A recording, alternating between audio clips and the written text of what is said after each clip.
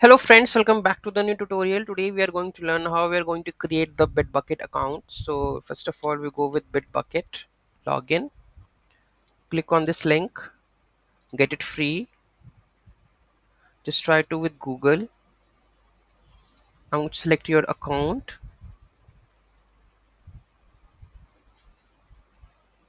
Okay, so here we have to give the workspace name, technical Rajni 90. Okay, and anything miss? Select the organization for this and let's agree and create the workspace that is technical Rajni 90. So it will start building up your workspace.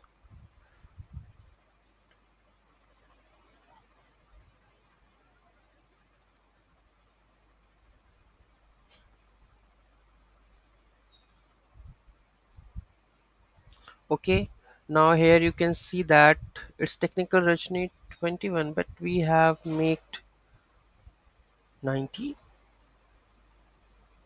I think maybe let's see how many workspaces we have. Bitbucket org. Let's take a look how many organizations.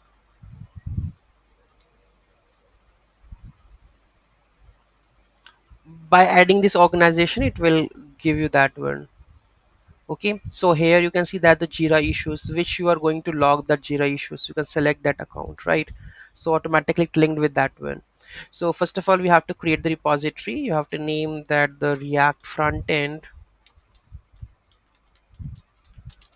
Okay, and just make sure this is our repository name. Select project, so you can select the project, or if you don't have, you can create a project. Okay, so front end React project, and yes with the tutorial or yes with the template, depends on to you. Default branch, and ignore that. So git ignore you want, then create a repository, so it will give you that repository with the respective files. Here you can clone this repository by copying this and clone that one.